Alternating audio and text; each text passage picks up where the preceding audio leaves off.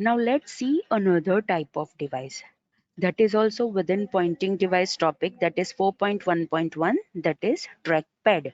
Again I repeat, 4.1.1 that is pointing device, उसके अंदर दूसरा टॉपिक है that is trackpad, right? All right. Now what is trackpad?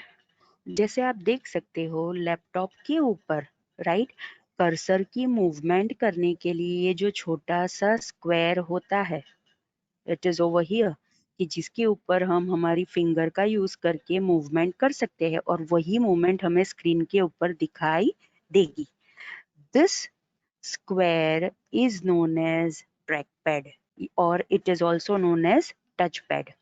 Again I repeat, laptop के अंदर जो ये ऐसे छोटा वाला जो स्क्वायर होता है, राइट, कि जिसके ऊपर हम फिंगर मूवमेंट करेंगे, सो वही मूवमेंट हमें स्क्रीन के ऊपर पॉइंटर की दिखाई देगी. This is known as trackpad और it is also known as touch pad, right. ये बाहर से ऐसा दिखता है और अंदर से वो ऐसा दिखता है. सी, अगर मैं उसके ऊपर ये जो ट्रैक पैड है उसका जो फर्स्ट लेयर ओपन करूंगी तो उसके अंदर मुझे ऐसी सर्किट और बाकी सारे लेयर्स दिखाई देंगे, right. All right. Now what is track pad? As I have told, trackpad is also known as touchpad, right, which is also a stationary pointing device. Again I repeat, which is also stationary pointing device. मतलब हम laptop के अंदर अगर हम मुझे cursor movement चाहिए तो मुझे पूरे लैपटॉप के को हिलाने की ज़रूरत नहीं है. वो जो छोटा सा स्क्वायर होता है उसकी साइज कितनी होती है, 1.5 या फिर 2 इंचेस की साइज होती है. उसके ऊपर जैसे ही मैं फिंगर मूवमेंट करूंगी, वो फिंगर मूवमेंट के हिसाब से मुझे स्क्रीन के ऊपर मुझे कर्सर की और you can also say pointer की मुझे मूवमेंट दिखाई देगी. That's why trackpad is also stationary pointing device like track ball, right. All right. क्या होगा? ऑब्वियसली जैसे ही स्टेशनरी पॉइंटिंग डिवाइस के ऊपर हम फिंगर मूव करेंगे, ये जो छोटा सा स्क्वायर होता है that is it is a very sensitive surface, right. वो सेंसिटिव सरफेस हमारे फिंगर मूवमेंट को सेंस करेगा, राइट. उसके बाद उसे ट्रांसलेट करेगा. किसके अंदर वो ट्रांसलेट करेगा? ऐसी इंफॉर्मेशन के अंदर वो ट्रांसलेट करेगा ताकि स्क्रीन के ऊपर हमें पॉइंटर की मूवमेंट दिखाई दे, right. So this is how के लैपटॉप के अंदर ये जो ट्रैक पैड है उसका सिग्निफिकेंस क्या है, राइट. सो लैपटॉप के अंदर तो ये ट्रैक पैड अवेलेबल है ही, लेकिन हमने जो PDA that is personal digital assistant types of computer में हमने पढ़ा था, राइट, उसके अंदर भी ट्रैक पैड होता है, उसके अंदर भी टच पैड होता है. और जो आईपॉड्स होते हैं, एप्पल कंपनी के जो मीडिया प्लेयर्स होते हैं, उसके ऊपर भी ये ट्रैक पैड होता है और यू कैन ऑल्सो से उसके ऊपर भी ये टच पैड होता है, right. Now what is the scenario? ये जो ट्रैक पैड की हमने बात की यहाँ पे, राइट, बहुत बार ऐसा होता है कि ये जो ट्रैक पैड होता है उसके अंदर यहाँ पे नीचे 2 बटन्स होते हैं, राइट. ये जो पूरा ट्रैक पैड होता है, राइट, बहुत सारे ट्रैक पैड के साथ बहुत सारे लैपटॉप के अंदर ये जो ट्रैक पैड है उसके अंदर ये नीचे की साइड पे 2 बटन्स होते हैं.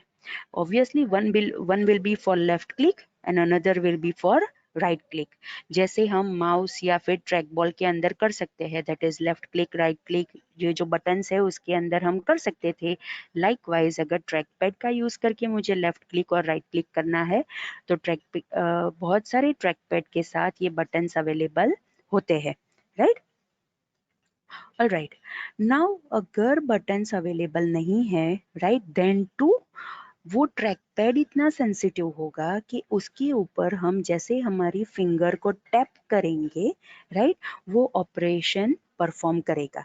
अगेन आई रिपीट, अगर ट्रैक पैड के ऊपर बटन्स अवेलेबल नहीं है, राइट, तो वो ट्रैक पैड इतना सेंसिटिव होगा कि उसके ऊपर यूजर अपनी फिंगर टैप करेंगे, राइट, दैट इज यूजर अपनी फिंगर स्ट्राइक करेंगे, उसके हिसाब से वो ऑपरेशन परफॉर्म कर सकता है. फॉर एग्जाम्पल, अगर मैं ट्रैक पैड के ऊपर 2 टाइम्स अपनी फिंगर टैप करती हूँ, it means it will be considered as a double click. अगर दोनों टैप के बीच में ज्यादा टाइम डिले नहीं है तो ऑब्वियसली तो क्या होगा, जैसे मैं डबल क्लिक करती हूँ लेफ्ट बटन का यूज करके, सेम फंक्शनैलिटी मैं जैसे ही डबल टैप करूंगी ट्रैक पैड के ऊपर वो ऑपरेशन परफॉर्म करेगा, राइट। फाइल ओपन करनी है, फोल्डर ओपन करना है, कोई एप्लीकेशन ओपन करनी है तो वो ओपन करेगा। अगर मुझे कोई ऑब्जेक्ट सिलेक्ट करना है तो वो ऑब्जेक्ट के ऊपर मैं पॉइंटर को मूव करूंगी और उसके ऊपर वन टाइम में टैप करूंगी ट्रैक पैड के ऊपर तो वो ऑब्जेक्ट सिलेक्ट हो जाएगा। लाइकवाइज अगर मुझे विंडो मिनिमाइज करनी है, मैक्सिमाइज करनी है, दूसरे सारे ऑपरेशंस परफॉर्म करने हैं तो वो सारे ऑपरेशंस भी मैं with the help of tap perform कर सकती हूँ, right. Means it depends on the technology that is used in the track pad. उसके ऊपर बटन्स भी हो सकते हैं और उसके साथ ये इतना सेंसिटिव भी हो सकता है कि हमारी टैपिंग जो फिंगर टैप करते हैं वो भी वो सेंस कर सके, राइट। ऑलराइट, अब हम वर्किंग देखते हैं कि ये ट्रैक पैड कैसे वर्क करेगा। Alright, now what is the scenario, जैसे मैंने बोला, right, track pad is made up of different layers. Again I repeat, trackpad is made up of different layers, right।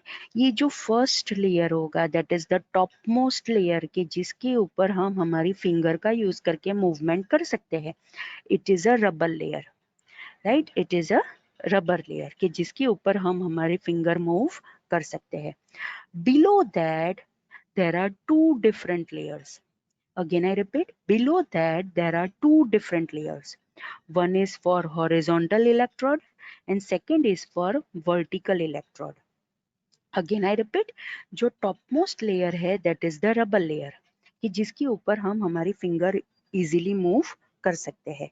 Below that there are two another layers, right. One is for horizontal electrode and second is for vertical electrode.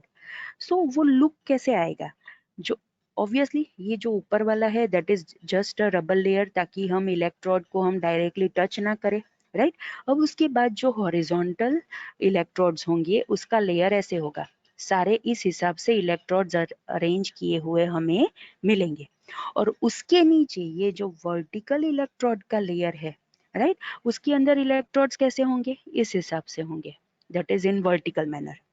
And obviously ये जो दोनों layers है that is horizontal electrode का जो layer है और vertical electrode का layer है वो एक दूसरे को टच ना करे, दैट्स वाई वो दोनों के बीच में एक नॉन कंडक्टिव मटेरियल का लेयर होगा। नॉन कंडक्टिव मटेरियल मतलब ऐसा मटेरियल कि जो इलेक्ट्रिसिटी पास नहीं करने देगा। सो अगेन आई रिपीट, ये जो हॉरिजॉन्टल इलेक्ट्रोड है और वर्टिकल इलेक्ट्रोड है ये दोनों रोज एक दूसरे को टच ना करे, दैट्स वाई ये दोनों layer is separated with the help of non-conductive dielectric material. Non-conductive dielectric material का मीनिंग ये होता है कि ये जो लेयर होगा वो इलेक्ट्रिसिटी कंडक्ट नहीं करेगा, इलेक्ट्रिसिटी पास नहीं होने देगा, right. So this is how कि ये सारे लेयर्स कैसे अरेंज किए हुए हमें मिलेंगे, right. Now what will be the scenario, ये जो लेयर्स होते हैं इलेक्ट्रोड्स के जो लेयर्स होते हैं, राइट, वो चार्ज होते हैं। One layer will be positively charge and the second layer will be negatively charge. और हमें पता है कि जैसे ही ये पॉजिटिव नेगेटिव चार्ज कंबाइन होंगे तो वो वहां से इलेक्ट्रिसिटी कंडक्ट होगी। अगेन आई रिपीट, ये जो इलेक्ट्रोड्स के जो लेयर्स होते हैं, राइट, वो चार्ज्ड अप हुए होते हैं, that is one is positively charge and second is negatively charge. And उसके साथ साथ वहां पे अल्टरनेटिव करंट भी पास होता होगा। अगेन आई रिपीट, ये चार्ज कैसे होते हैं, because of the alternating current वहां से जो पास होता है उसकी वजह से, राइट। बाद में क्या होगा, ये पॉजिटिवली चार्ज जो इलेक्ट्रोड्स होंगे और जो दूसरे नेगेटिवली चार्ज इलेक्ट्रोड्स होंगे वो दोनों के बीच में इलेक्ट्रिक फील्ड जनरेट होगी। ऑब्वियसली जैसे मैंने बोला पॉजिटिव नेगेटिव है then they will attract each other, that's why ये जो पॉजिटिवली चार्ज इलेक्ट्रोड्स होंगे और दूसरे नेगेटिवली चार्ज इलेक्ट्रोड्स होंगे जिसमें से इलेक्ट्रिक करंट पास होता है, that is alternating current pass होता है, ये दोनों इलेक्ट्रोड्स के बीच में इलेक्ट्रिक फील्ड जनरेट होगी, right. And this electric field is sense, वो सेंस होती है और उसके हिसाब से हमें पता चलेगा कि हमने फिंगर कहाँ पे टच की है, right. Now what will be the scenario, जैसे मैंने आपको बोला राइट कि पहले तो हॉरिजॉन्टल इलेक्ट्रोड्स होंगे, उसके बीच में जो एक नॉन कंडक्टिव लेयर है, उसके बाद वर्टिकल लेयर्स होंगे राइट। अब क्या होगा, जैसे ही मैं यहाँ से अपनी फिंगर मूव करती हूँ राइट, मैंने इस हिसाब से मेरी फिंगर मूव की। सो क्या हुआ, जो जो जगह पे मेरी फिंगर मूव हुई वो सारे जगह पे ये जो पॉजिटिवली चार्ज है इलेक्ट्रोड और नेगेटिवली चार्ज इलेक्ट्रोड है वो दोनों का इंटरसेक्शन हुआ, मतलब वो दोनों के बीच में कनेक्शन हुआ, इसीलिए वहां पे इलेक्ट्रिसिटी जनरेट हुई, सर्किट क्लोज हुई, इसलिए वहां पे इलेक्ट्रिसिटी जनरेट हुई राइट। सो ये जो इंटरसेक्शन होगा, जहां जहां पे ये जो हॉरिजॉन्टल इलेक्ट्रोड और वर्टिकल इलेक्ट्रोड जहां जहां पे भी वो कंबाइन होंगे, मतलब अटैच होंगे, वो सारी पोजीशंस डिटेक्ट होगी राइट, वो सारे कोऑर्डिनेट्स डिटेक्ट होंगे राइट, और वो पोजीशन के हिसाब से कोऑर्डिनेट्स बनेंगे राइट, और वो कोऑर्डिनेट्स के हिसाब से वो इंफॉर्मेशन कंप्यूटर को मिलेगी और उसके हिसाब से हमें स्क्रीन के ऊपर मूवमेंट दिखाई देगी right. So this is the importance कि जहां जहां पे भी इलेक्ट्रोड्स का क्रॉस ओवर होगा राइट, वहां वहां पे ये जो कैपेसिटेंस होंगे राइट, उसका स्टेट होगा वो चेंज होगा राइट, कैपेसिटेंस के अंदर चेंजेस आएंगे और वो चेंजेस डिटेक्ट होंगे राइट, मतलब जहां जहां पे भी इंटरसेक्शन पॉइंट्स बनेंगे वो सारे चेंजेस डिटेक्ट होंगे और उसके हिसाब से हमें पता चलेगा कि ट्रैक पैड के ऊपर हमारी फिंगर कौन से पोजीशन पे है। अगेन आई रिपीट, जहां जहां पे भी ये जो इलेक्ट्रोड जो पॉजिटिवली चार्ज है और नेगेटिवली चार्ज है वो दोनों के बीच में इलेक्ट्रिक फील्ड जनरेट होती है, वो कैपेसिटेंस के अंदर चेंजेस आएंगे राइट, जहां जहां पे भी क्रॉस ओवर होगा, जहां जहां पे भी इंटरसेक्शन होगा, वहां पे कैपेसिटेंस के अंदर चेंजेस आएंगे, उसके ऊपर से डिटेक्ट होगा कि हमने ट्रैक पैड के ऊपर हमारी फिंगर कहाँ पे टच की है, कहाँ पे पोजीशन हुई है, and that positions are identified, और उसके हिसाब से हमें स्क्रीन के ऊपर कर्सर मूवमेंट मिलती है, उसके हिसाब से स्क्रीन के ऊपर कर्सर पोजीशन होगा राइट। नाउ ये जो चेंजेस मेजर करने होते हैं हमें कैपेसिटेंस के अंदर राइट, कि जिसकी वजह से हम डिटेक्ट कर पाए कि कर्सर की मूवमेंट कहाँ कहाँ हुई है, ये changes within a second 100 times measure होते हैं। अगेन आई रिपीट, ये changes within a second 100 times measure होते हैं, इसीलिए जैसे ही हम हमारे फिंगर को ट्रैक पैड के ऊपर मूव करते हैं at the same moment at the same time हमें स्क्रीन के ऊपर भी कर्सर का मूवमेंट दिखाई देता है राइट, और ये जो फिंगर की मूवमेंट है राइट, वो जो चेंजेस मेजर हुए होते हैं वो ट्रांसलेट होते हैं कर्सर मूवमेंट के अंदर और स्क्रीन के ऊपर हमें वो दिखाई देता है right. So this is what we need to remember related to the trackpad. All right. Now बहुत सारे टच पैड्स या फिर बहुत सारे ट्रैक पैड्स ऐसे होते हैं कि जहाँ पे हॉटस्पॉट्स अवेलेबल होते हैं राइट, जैसे मैंने आपको बताया कि ट्रैक पैड कैसे होता है, it is like this way right, यहाँ पे बटन्स भी हो सकते हैं राइट। नाउ कोई कोई ट्रैक पैड ऐसे होते हैं, कोई कोई टच पैड ऐसे होते हैं कि जहाँ पे हॉटस्पॉट्स बनाए गए हैं। Now what are these hotspots? Hotspots are the locations on the trackpad. Hotspots are the locations on the touchpad कि जहाँ पे यूजर इन मतलब यूजर जहाँ पे जिसका यूज करके different kinds of operations perform कर सकता है right, different kinds of functions perform कर सकता है।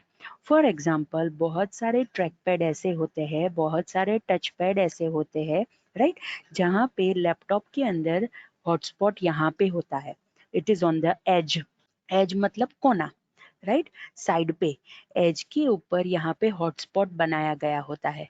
This hotspot is use for scrolling purpose, जैसे माउस के अंदर हम जो व्हील होता है राइट, उसका हम स्क्रॉल करने के लिए यूज करते हैं। लाइकवाइज अगर ट्रैक पैड के ऊपर या फिर टच पैड के ऊपर ये हॉटस्पॉट्स बनाए गए हैं right, and which is present on the edge of the touch pad right. तो जैसे ही मैं यहाँ पे फिंगर मूवमेंट करूंगी लाइक दिस वे, राइट, जो मेरी स्क्रीन है, जो विंडो है, वो स्क्रॉल होगी, राइट। ऑब्वियसली अगर सिर्फ ये साइड पे है, दैट इज ओवर हियर, यहाँ पे सिर्फ हॉटस्पॉट बनाया गया है तो वर्टिकल मूवमेंट आएगी। लेकिन अगर हॉटस्पॉट यहाँ पे भी बनाया गया है, राइट, और मैं अपनी फिंगर इस हिसाब से मूव करती हूँ तो हॉरिजॉन्टल स्क्रॉलिंग भी पॉसिबल है। बट ऑब्वियसली इट डिपेंड्स कि आपके टच पैड के अंदर, आपके ट्रैक पैड के अंदर कहाँ पे हॉटस्पॉट्स बनाए गए हैं। सिर्फ वर्टिकल हॉटस्पॉट है या फिर हॉरिजॉन्टल हॉटस्पॉट भी प्रेजेंट है। इट डिपेंड्स कि आपके लैपटॉप के ट्रैक पैड के अंदर या फिर टच पैड के अंदर किस हिसाब से सारी चीज़ें बनाई गई है, right. So this is how कि हम ट्रैक पैड या फिर टच पैड जो लैपटॉप के अंदर मोस्ट प्रोबेबली अवेलेबल मिलता है हमें कर्सर की मूवमेंट के लिए या फिर पॉइंटर की मूवमेंट के लिए, हम कैसे यूज कर सकते हैं और वो वर्क कैसे करता है, right. So students, this is all about the topic that is track pad और touch pad, right. Alright students, आपको कोई डाउट है तो आप मुझे पूछ सकते हो, उसके बाद हम हमारा लेक्चर यहाँ पे एंड करेंगे। ऑलराइट।